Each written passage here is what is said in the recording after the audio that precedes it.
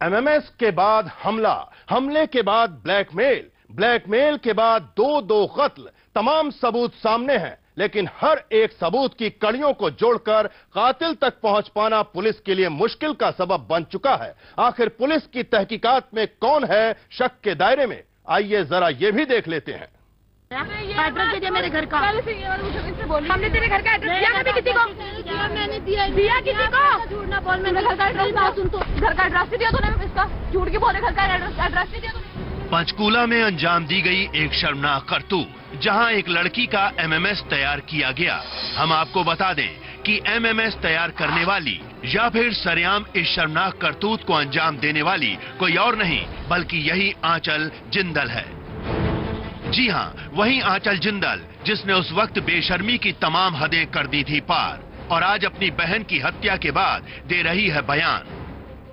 मुझे अपने फादर के ऊपर और विनीत नाम की लड़की के ऊपर शक है। तो सुना आपने, आंचल अपने बयान में विनीत और अपने पिता को कातिल करार दे रही है, लेकिन तफ्तीश के दौरान पुलिस किसी भी पहलू को नजरअंदाज करना नहीं चाहती। तफ्तीश का पार्ट है। अभी फिलहाल हमने उसकी स्टेटमेंट लिखी है, मौका सेफ है। सुबह फिंगरप्रिंट की पूरी टीम आएगी, उसमें से हमें कुछ एक क्लू मिले हैं, फिर उसके बाद बताएंगे। पुलिस की तहकीकात में शक के दायरे में सबसे पहले है आंचल का दोस्त विनीत। शक की वजह का भी हो चुका है खुलासा, लेकिन आंचल खुलकर विनीत को कातिल करार देने की वजह नहीं बता रही।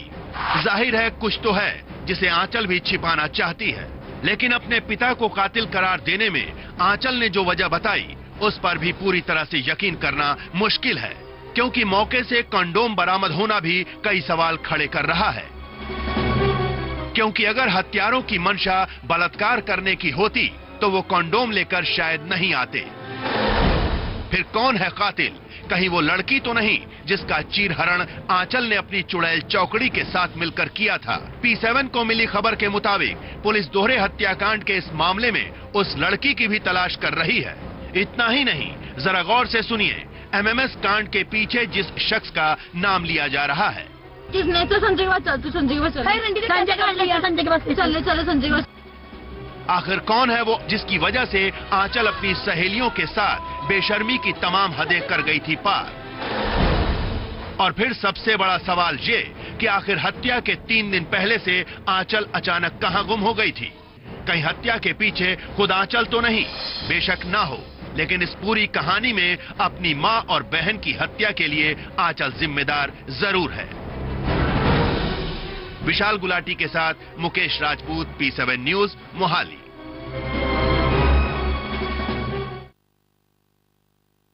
शक के दायरे में आए हर एक शख्स से पुलिस कर रही है पूछताछ। बहुत मुमकिन है कि बेहद उलझी इस गुत्थी को पुलिस सुलझाने का दावा भी जल्द कर दे, लेकिन हर एक सच का सामने आना आसान नहीं।